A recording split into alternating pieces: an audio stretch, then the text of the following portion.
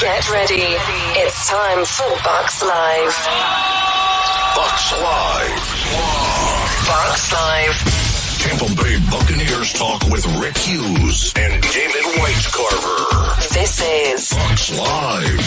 Let's Go. Let's go. Let's go.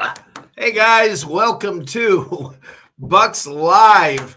I am one of your hosts, Rick Hughes, along with the dazzling David Whitecarver, who's here with me. And we are here to have a good time tonight and talk live about Bucs football. And there's a lot to talk about. So we're going to fly through a lot of this stuff because there's so much to cover. We have a special guest. Slick Probert from Bucs UK will be joining us in about 15 minutes.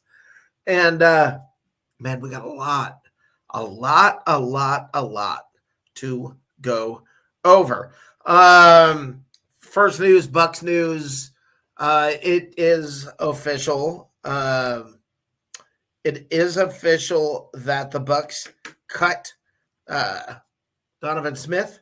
They have waived him. He is gone. Say goodbye to him. Say goodbye to Lenny, and say goodbye to Cam Brate. Will there be others? We got a lot to talk about when it comes to that. Thank you for your Dave. service. Yes, sir. Dave, how you doing tonight? I'm doing fantabulous. About yourself? Doing great. Did you have a good week? Yes, I did. It was an excellent week. Excellent.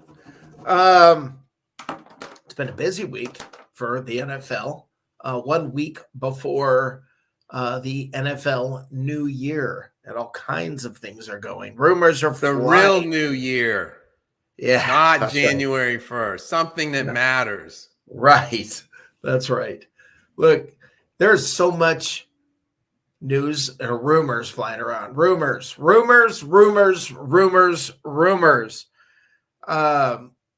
Holy cow. People are just, it's amazing. The people are jumping on every rumor that comes down the pipe. I mean, I've heard everybody's going everywhere. I mean, Brady's going to Miami and Gronk's joining him. Now Brady comes out and says, yeah, no, I'm not. And Miami today came out and said, and I thought this was interesting. Miami came out today and said, we're not looking for a starting quarterback. We have our starting quarterback. That we're all in on Tua. That means they're saying their door's closed on Brady. And before anybody gets the rumors going about Lamar and all that other stuff, they shut down the rumors. Now, can things change? Of course they can. But everybody, it's rumor central. Teams are throwing crap against the wall to misdirect and mislead and get you looking over here when they're doing something over here.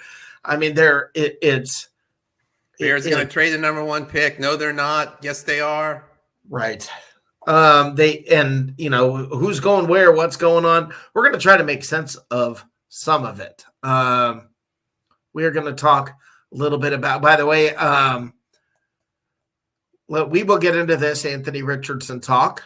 And we will get into what moves we should make during the offseason. We will get into all of that. There's so much to cover, guys. Holy cow. Who are we going to draft? Who's going to be around? One thing I do want to do, let's go through the quarterback carousel from today and all the stuff that came flying down the pipe. Daniel Jones signed with the Giants, 4 years, $160 million. Really, honestly, that's a lot. It is honestly, it's 2 years for $82 million, still a lot. Then they immediately put the franchise tag on Saquon Barkley, but it's 4 years, $160 million. It's $40 million a year, and the Ravens put the non-exclusive franchise tag on Lamar Jackson, which means he's making $32 million this year. Now, the way the non-exclusive franchise tag works, Dave, correct me if I'm wrong, is he will be playing for $32 million for the Ravens, or another team can come along, and I believe it's 2 picks. They would get. Well, it's whatever they designate him as. They can designate him as that. It's not.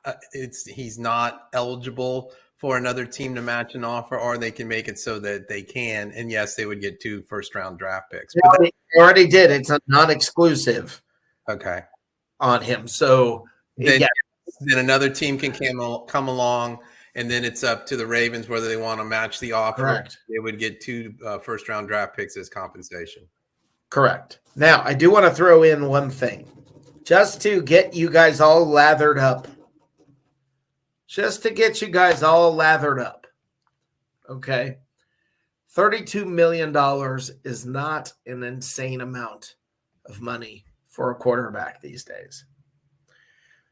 It is not out of the realm of possibility that the Bucs could pay a quarterback this year $32 million if they wanted to, or 33 or 35. It's not out of the realm of possibility, guys. I'm not saying it's going to happen. I'm not saying it should happen. I am telling you, from a numbers standpoint, by the time all the renegotiating, by the time everything's done here, it's not an impossibility that the Bucs could try to get Lamar. Having said that, understand while it is doable, you're going to have to say goodbye to some very well-known names.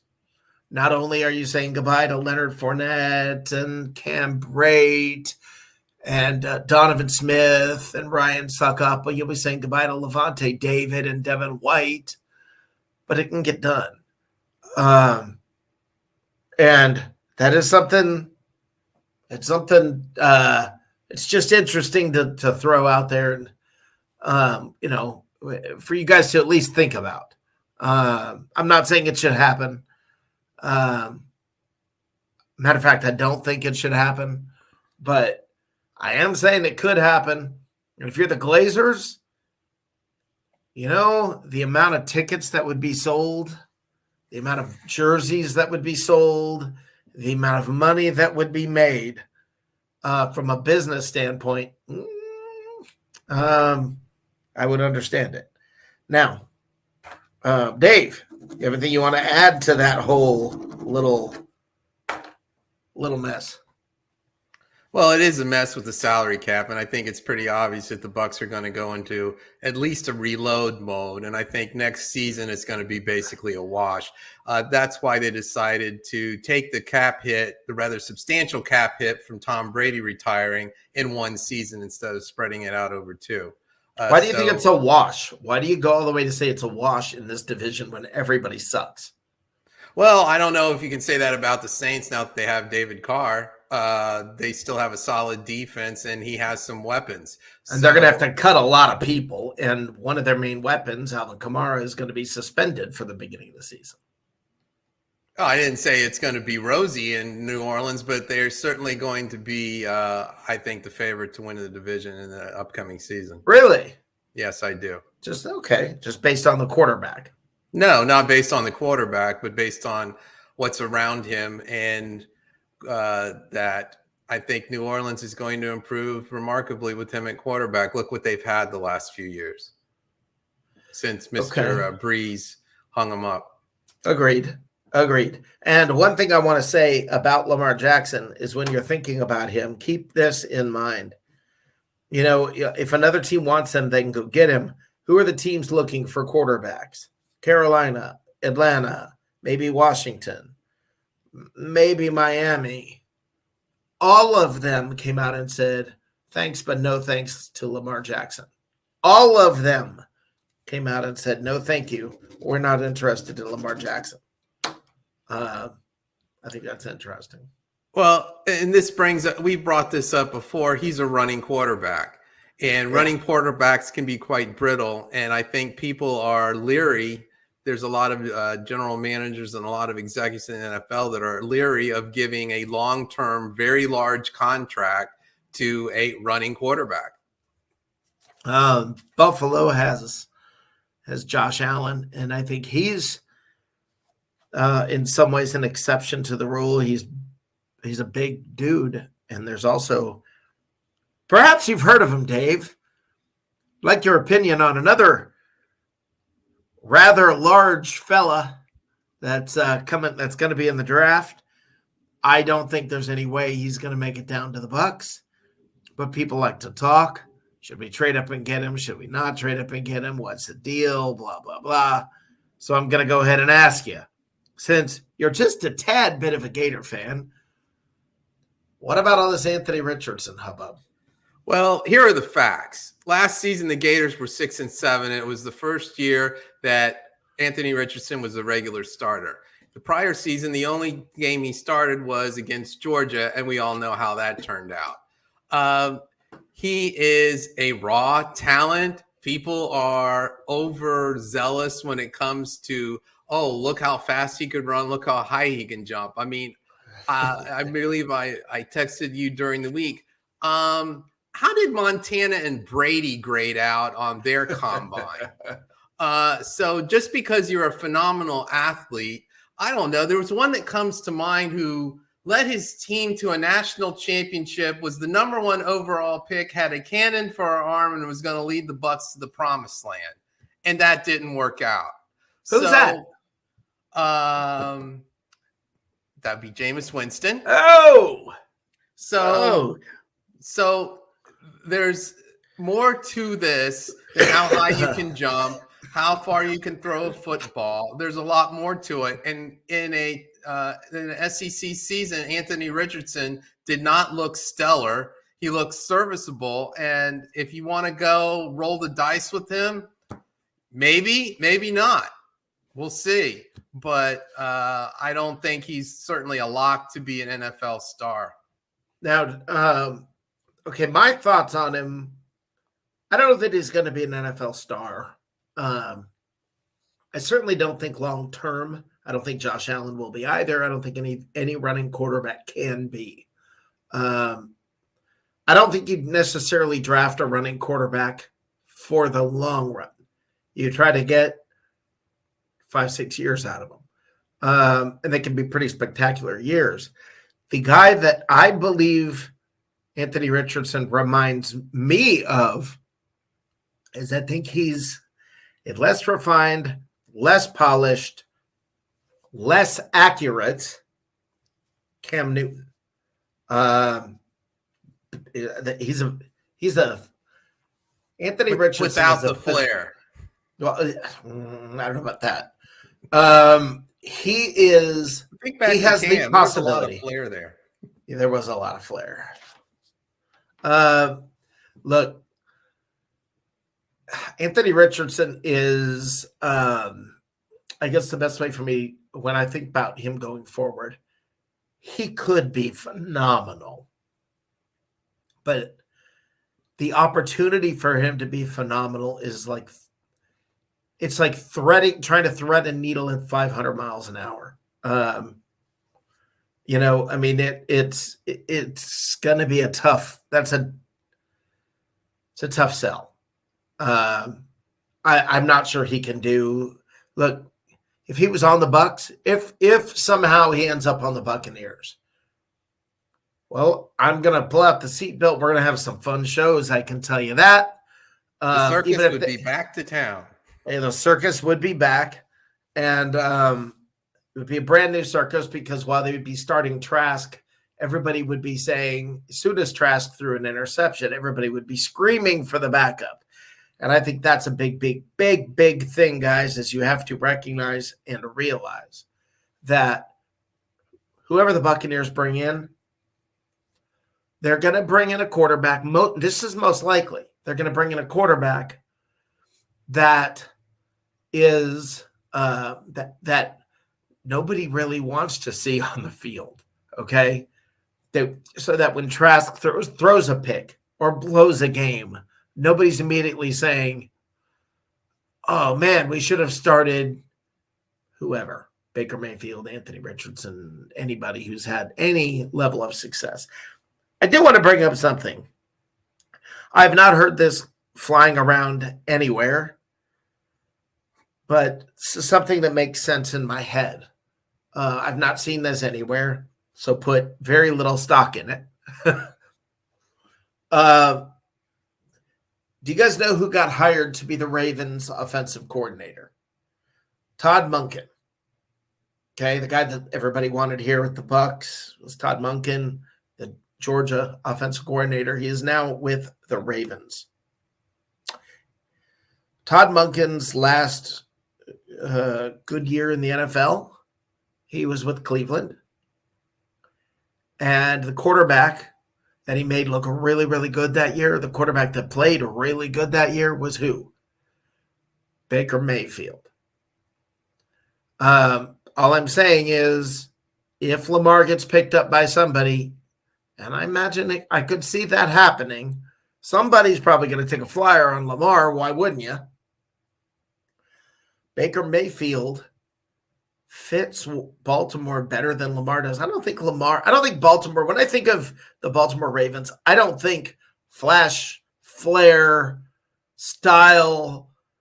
I think gritty, hard-nosed. Ray Lewis. Yeah. Ed Reed. Yeah.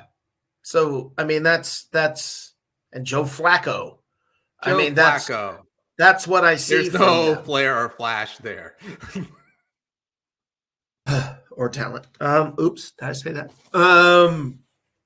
But it's just an interesting tie-in to know the Monken had a great year with Baker Mayfield. They really worked well together. Baker Mayfield is available, and the Ravens may be looking for a quarterback. Also, if Lamar, let's say Lamar ended up, where else could he go? Who else is looking for a quarterback? Well, who got on a plane and flew to Green Bay today to talk to Aaron Rodgers? The New York Jets. Okay, they're speaking to Rodgers as we speak, right? They're having conversations about coming to New York. Rodgers has said he's open to it. All right. I wonder if it's in a completely dark room or not. Now let's say he is let's say he is going to, or let's say he doesn't go to New York. All right. All of a sudden, New York needs a quarterback. Lamar fitting there makes sense. And then where do you put Rodgers? Imagine, if you would, for just a moment, Aaron Rodgers in Baltimore. That feels right. That makes sense. There's something about that fits. I don't know what you guys think. Dave, your thoughts?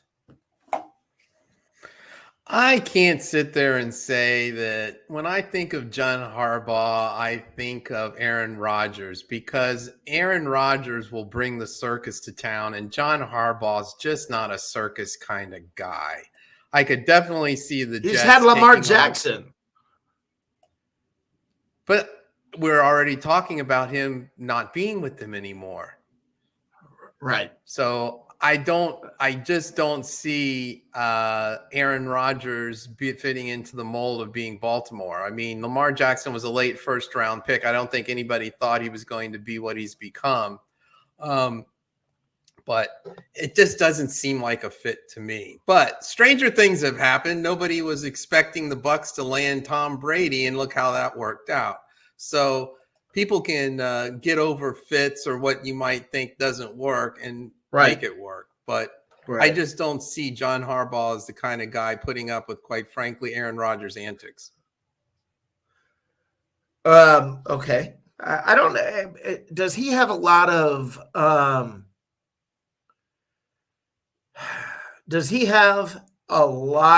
of antics in season, or is it just during the off season?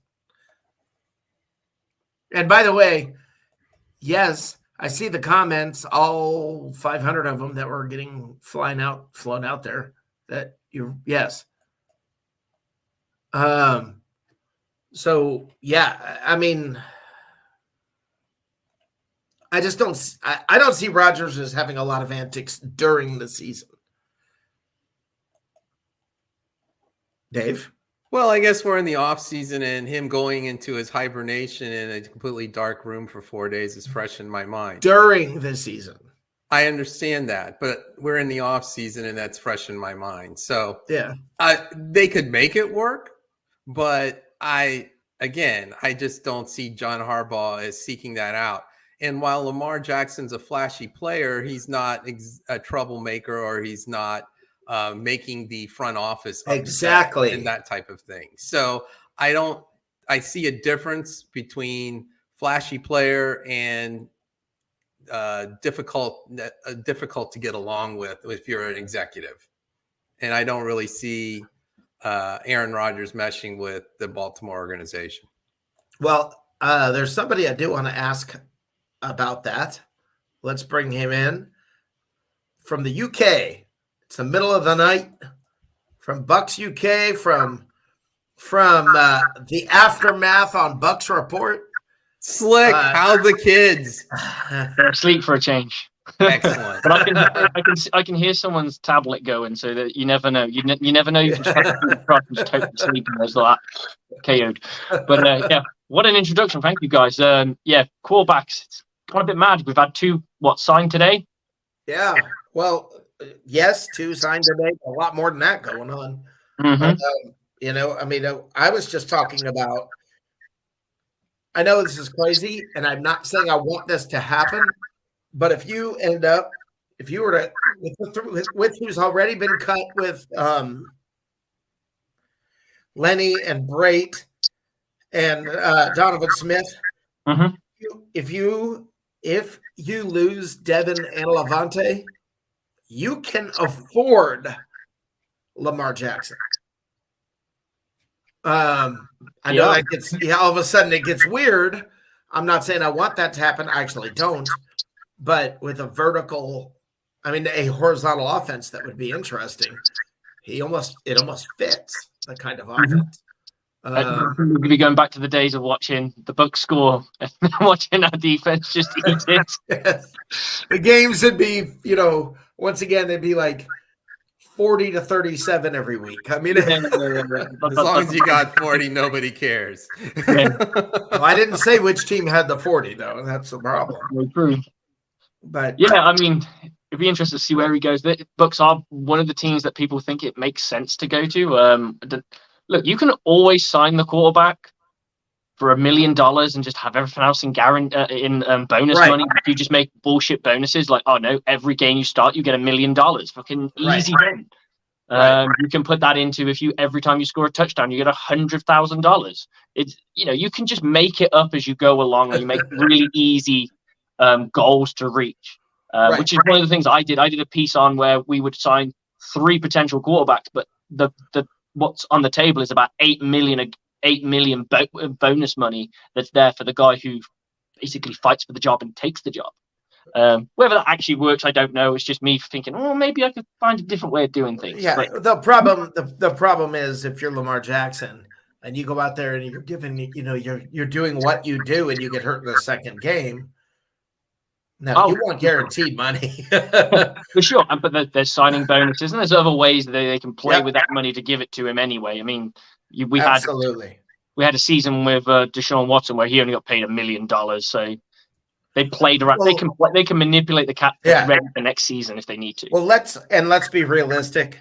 Paying $40 million a year for a quarterback, that's just the reality of it. I mean, if you want to have an established quarterback. Having said that, and I've said this so many times on this show, 3 of the final 4 teams had quarterbacks on rookie deal. Mm-hmm. Because that's the only way you can afford to pay the rest of your. For sure, eventually, some of those guys are going to walk in, unless you're going to have people doing Brady deals where they would, reportionize their contracts and restructure their contracts to allow players to stay around. But you can't keep all these superstars. It's just we're seeing the bite of it now. Right. What are your thoughts on Richardson? I mean, if we need a quarterback that can jump, great. I don't care. I want to see him throw the football. I want to see him throw deep outs. I want to see him throw the angle routes. I want to see him read a defense. That's what matters. The fact, yeah, he's big, strong. That's all well and good. Cam Newton lasted how long? He had one. Yeah, Cam Newton had his moments, but at the same time, he also got injured a heck of a lot because he relies on his athletic traits. That he had the body of like a 6 foot something running back, and eventually time took over and he just became not as good. Well, the pounding took over. I mean, over time that takes a lot. I don't care. He kept pounding and they pounded back. Yeah, Tom Brady didn't play more than 2 decades by getting hit all the time. Right. Exactly. Business. Yeah. And now I want to talk about Levante David. Now I want to have an honest conversation about Levante David, not an emotional conversation about Levante David. Okay. And remember, it's I hard. have a signed autographed jersey by him, so I have an emotional attachment. Well, Same. We've all been big Levante fans, and Levante is fantastic. He is. I'm not saying he has not lost that yet. Okay. I agree. All right. Derek Brooks. Oh, well, first of all, this is Levante's 11th year. Mm-hmm. Derek Brooks in his 12th year took a big step backwards. In his 13th year, he was atrocious. That may be what we're looking at. He's got about 3 years left in him, maximum. I don't see it going past that. That's the maximum. Yeah, that's the maximum. So I'm looking at 1 or 2 years. He could fool us all and still be great for another 3, 4, or 5 years. We just don't know. But there's going to come that decline's going to hit around about age 32 plus. That's when you're going to see a bit more. But he is so smart that I believe he'll be playing average for a good 2 years. My question is this the time that you cut ties a la New England? Mm-hmm. You got a year or 2 left. This is when you cut. Is that what you do? I mean, no. I'm not saying it's easy, but you also have Devin White to deal with. Mm-hmm. And I may be the only person willing to say this. I don't know what you guys think. I hope we trade Devin White. Okay. Devin White to me is, I know we've been hearing Todd Bowles say he's one of the best 3 players on the team. I got to call BS on that. I mean, really? One of the best 3? You're going to put him in front of who? Which one's out? Vita Vea, Levante David, Sure. Antoine Winfield. Who's out of this mix here? Mm-hmm. Where you say Devin White's better? Well, I think he was speaking metaphorically. Evangelistically. I just Devin White, you can get something for him. And yes, you would. Yeah, you definitely. If you shop him, you definitely get some for him. And if you don't, he's still you've got him on your roster anyway, so you don't. It's not like you're not desperate to get rid of him. If you know what I mean, you're just let's see what we could get. He wants $25 million a year. Mm-hmm. I don't think that they right now. I forgot the other guy's name. Oh crap! Who's the guy that they compare him to? Playing now. Anyway, there's another big inside linebacker. He used to be in Chicago. Not the one that went to the Raiders, or not that guy. But well, anyway, the point of the matter is that's a lot of money for that position. And I'm not sure he's worth that. I mean, he has great flash plays. My thought about Devin White is you get great flash plays that everybody oohs and ahs over, but all the other plays that he's missing tackles and overrunning tackles, and that's a problem. That's how I said this on the aftermath. Actually, what you just said. So me and you are in agreement. I say with Levante, you get no frills, but you get pure consistency. You don't Absolutely. get that. What you get with Devin White is highlights and lowlights, and a bit, and he can for the most part put games together and go on a bit of a run. But when he hits a bad patch, he can hit a real bad patch, and we saw that last year. So I'm in complete agreement. It's just what you're going to get from what do the Buccaneers feel is a realistic? Yeah, we got something worthwhile for this. Well, I think you can still get a 1 for him at this point. Would you be open to a Justin Fields Devin White trade? Without a second thought, without yes. I'm not that big. Let me rephrase that. Yes. Okay. Look, the upside for Fields, if you have Fields throwing to Mike Evans, Russell Gage, do you remember what the description is that our brand new shiny offensive coordinator says he wants the quarterback to be like? A point guard. Yeah.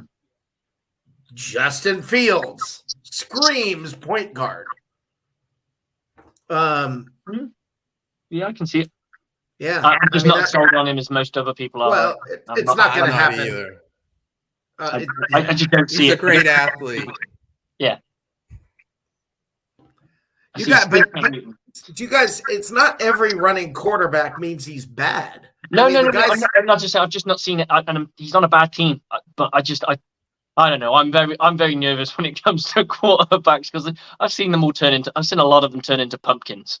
But we get told they're generational talents. We get told they're the next coming of Peyton Manning, and then they go to a crap team. Right.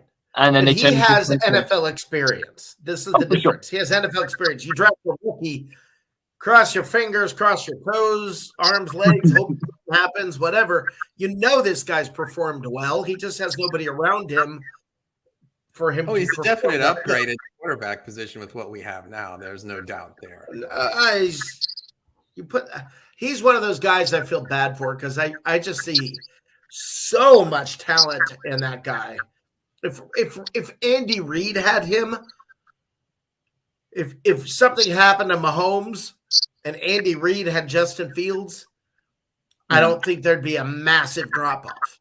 I think I think there's an issue with who he's playing with, and I think that's the problem. I watched your show last night, Coach.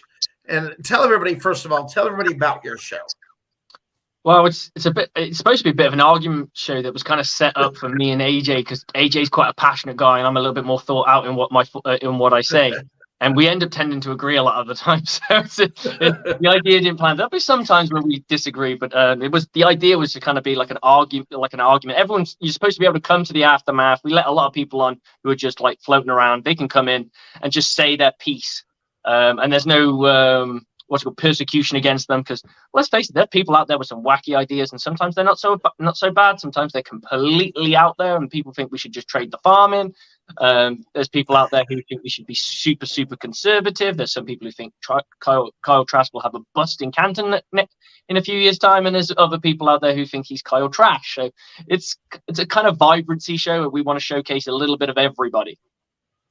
Okay. Well, I got to tell you, I really enjoyed the show last night. I've got great info on the draft and all kinds of things. I actually really loved the show.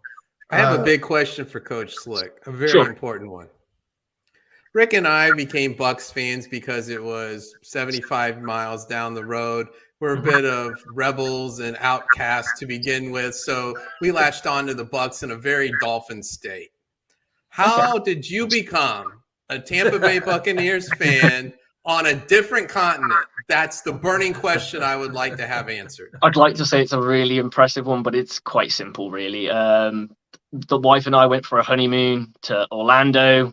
We went to Tampa Busch Gardens, and I wanted to catch the spectacle of an NFL game. I still hadn't picked the Bucs as my team at that point, and then I went down this common denominator of all the teams in the NFL. I went, right, where would I like to go on holiday? Because there are some teams that had cool logos and cool uniforms. I really liked the Seahawks uniform. I thought, oh, that looks really cool, and they were playing well at the time. So I was kind of, they could, and I'm like, do I really want to go to Seattle? I could turn around to my wife and babe, really nice, because going to America is expensive for us. That's that's like 10 grand done, right? And that's probably what 13,000 over in your money, right? So it's a good chunk of change, right? We're going to Seattle. She's gonna look at me and go, "Get out of here." With the ball, it's done. It's over. But I turn around to her and say, "We're going to Florida." So that kind of put a few teams in play.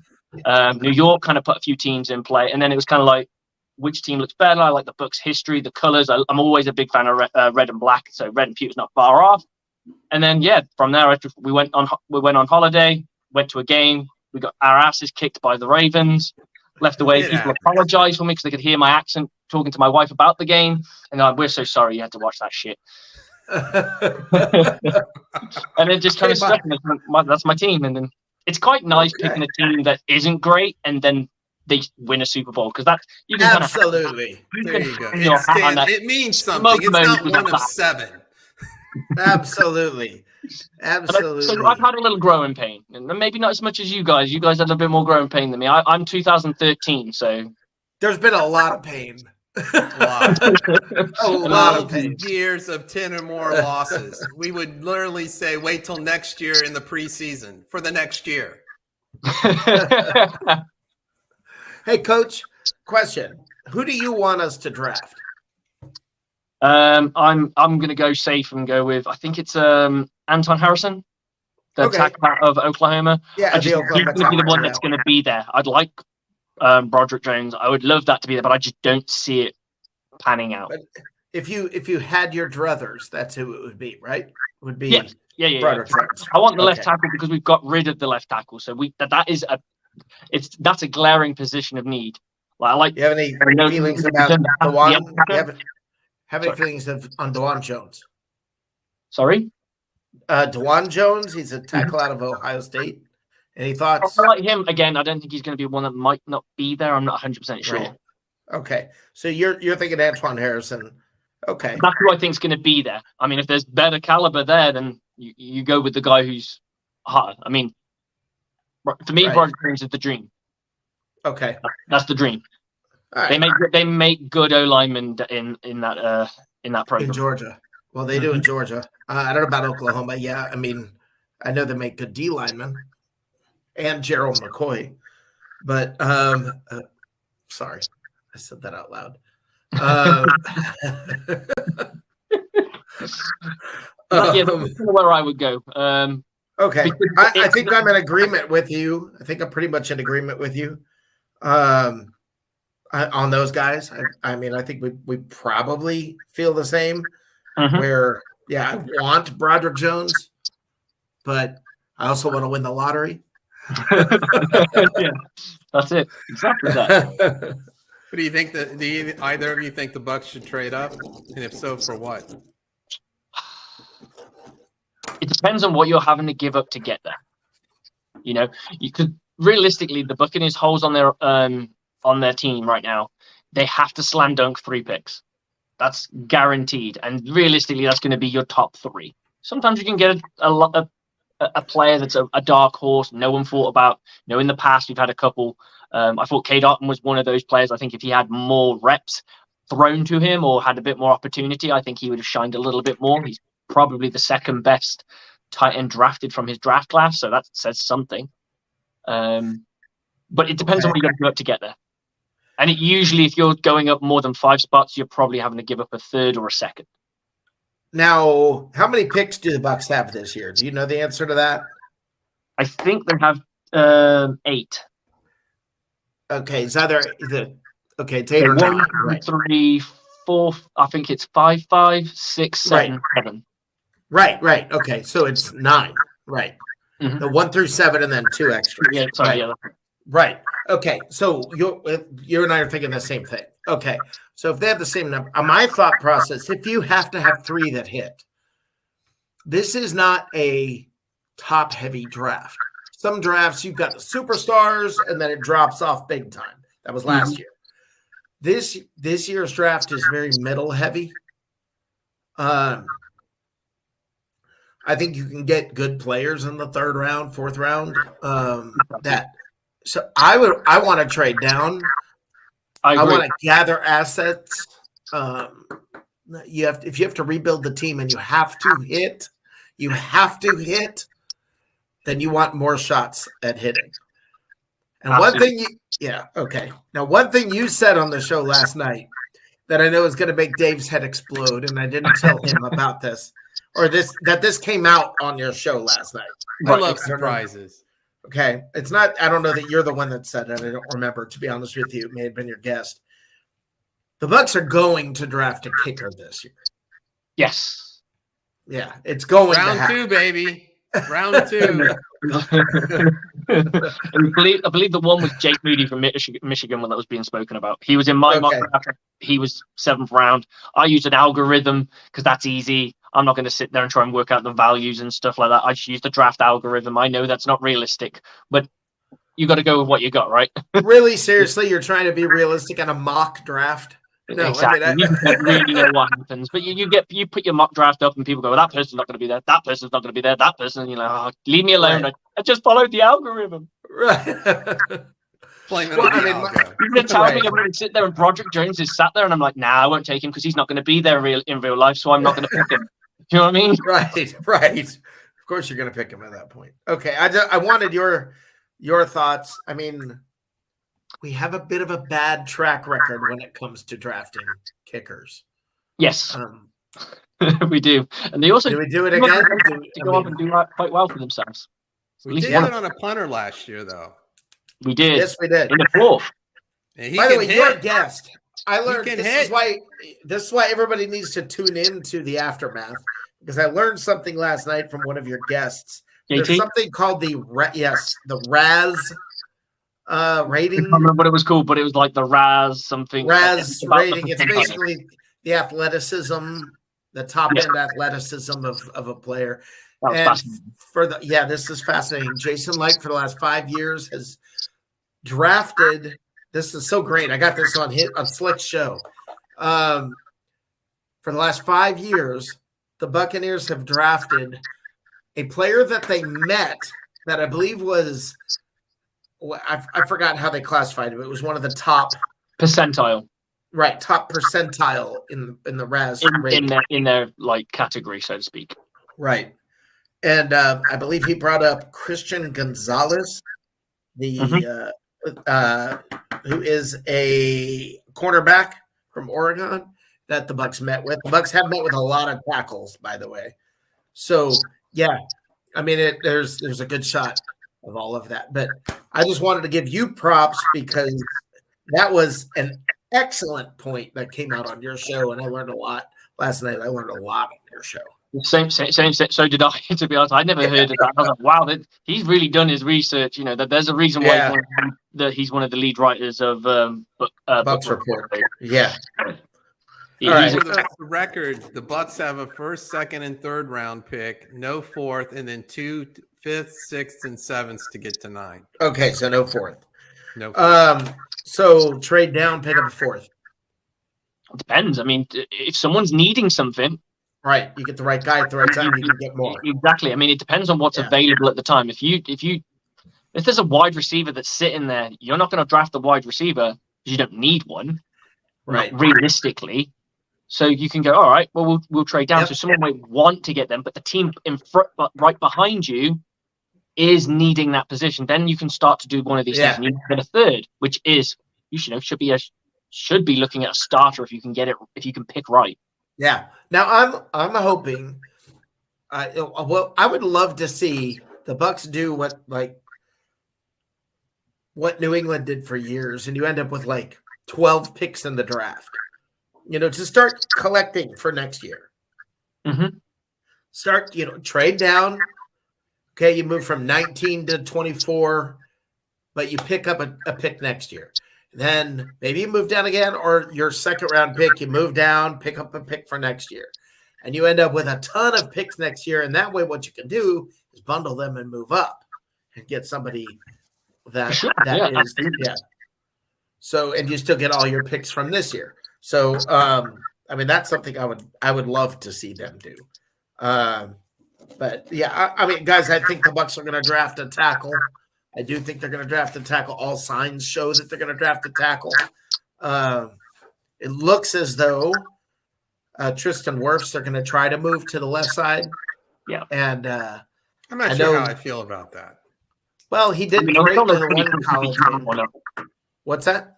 They'll know pretty quick if he's going to be successful in that position. I mean, like, well, he did it, and he did it in college. He did it in college, and there was no drop off. So I think it'll be fine.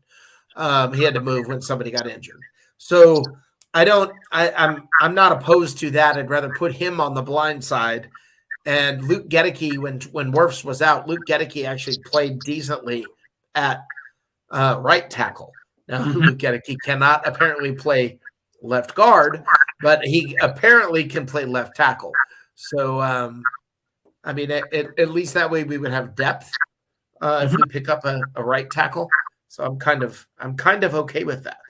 I want to see them pick up somebody on the interior to help Vita Vea out. I agree. That would be my second pick. Yeah, okay. That would be my second or third pick, depending on what was available again. Okay. And by the way, I forgot to mention when I was going through Carr to New Orleans and I was going through all the moves, Garoppolo apparently is going to the Raiders, it looks like. I forgot to mention that. I didn't mention that. Slick, the dominoes are starting to fall. Yes, they are. Slick, I want to get you out of here. It's the middle of the night for you. Tell everybody where they find you and your show.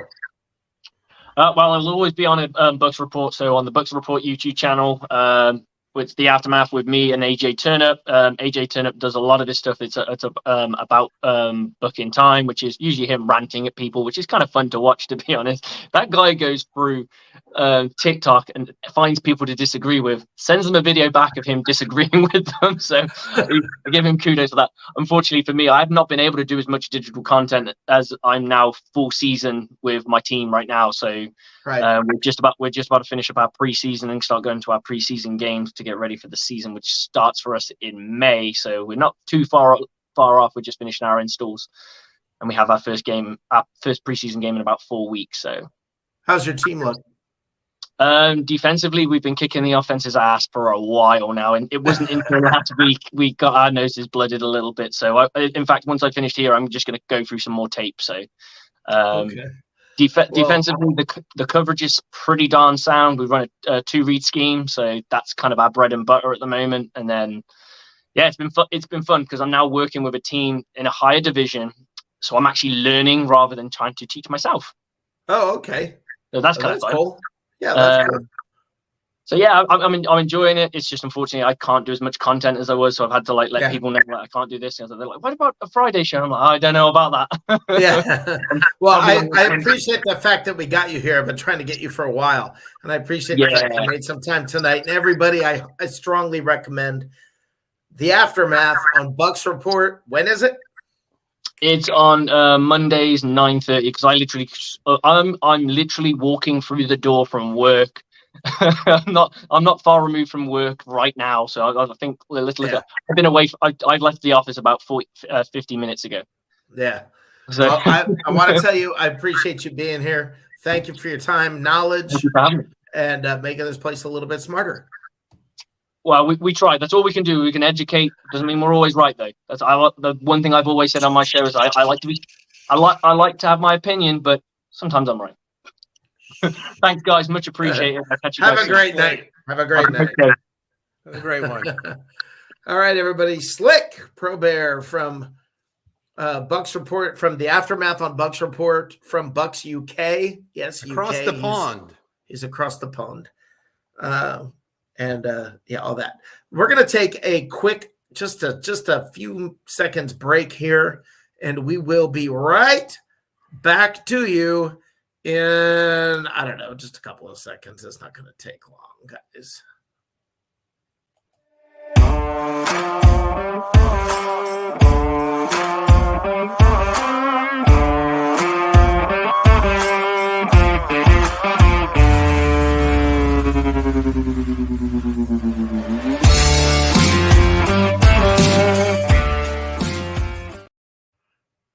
All right. So we packed a lot of information into the show so far. We've crammed a lot of And info his in here. Buccaneer fan story is a love story on top of that. That was How about that? fabulous. How about that? So I want to get everybody going on this here. We started a bit of a new segment last week. And it's time once again for dazzling David Weisgarver to take over and tell us maybe who's a little bit maturity challenged this week. That's probably a good way to put it. So, everybody, you should know one thing. When you're around Dave, don't be a baby. To the hip hop, the hip it to the hip, hop it, you don't stop, the rock it to the bang, bang, boogie, say up, jump, the boogie to the rhythm of the... Yeah.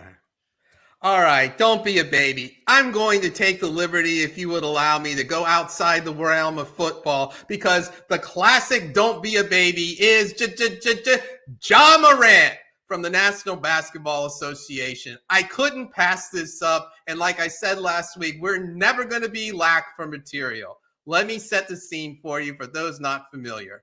Ja Morant is on the Memphis Grizzlies. They're number 2 in the Western Conference. They're a threat to go to the finals. Well, they were a threat to go to the finals. Here's what's been happening with Mr. Morant. He is, if he would behave himself, he could be the next face of the National Basketball Association. He is flashy. He's smart. He's skilled. He's exciting. He lights up a room. He's naturally charismatic. But we've had some problems, and you're going to tell you why he shouldn't be a baby. In the last year, going back to the last summer, there's been 3 major incidents, not 1, not 2, but 3. One incident was at his home with a pickup game where he and a friend started punching out a teenager. He goes into his house, comes back brandishing a weapon in his belt. Number 1.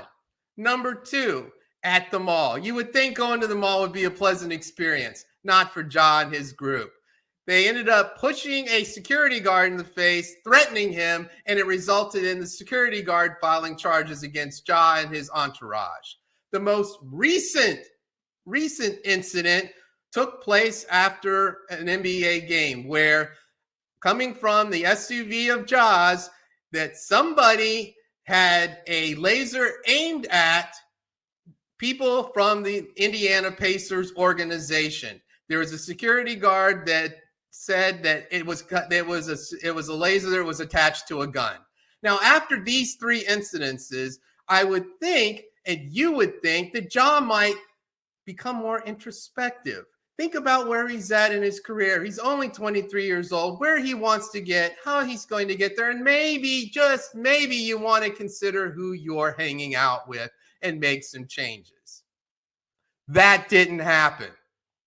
What Ja did was, after losing, no less, not winning, losing, thought it was a great idea to go to a strip club, put himself on TikTok with a gun in his hand. This is what happened. The NBA basically, while they're investigating all of his other antics, they put up a 2-game, like an emergency suspension, saying, Ja, take some time off. The Memphis Grizzlies have said he is not playing indefinitely. And then, of course, there's the agent-written apology that, I'm going to take better care of myself and relieve stress a lot better.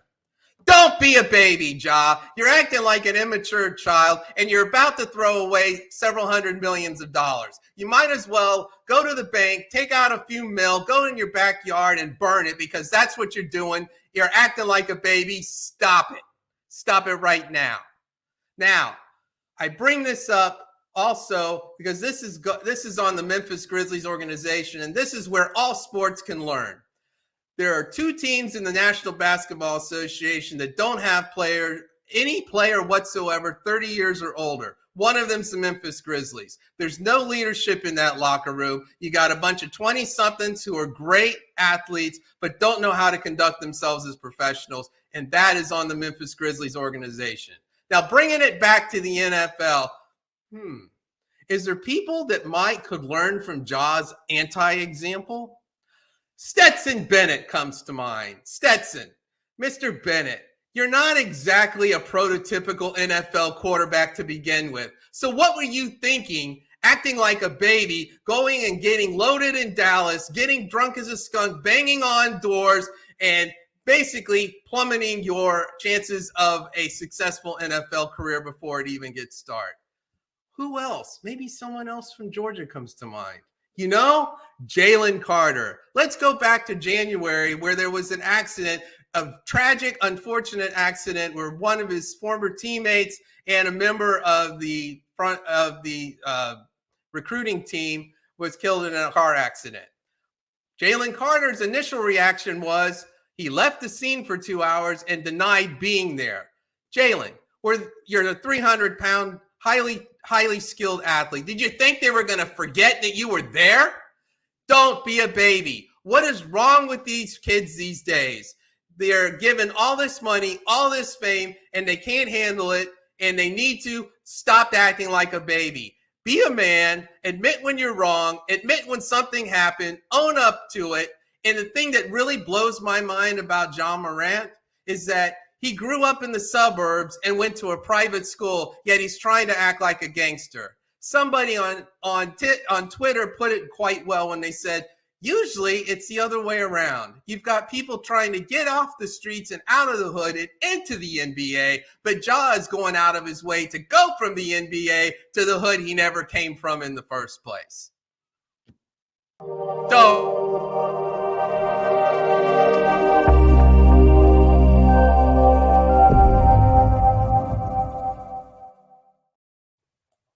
Sorry, Dave, I may cut you off a little early there.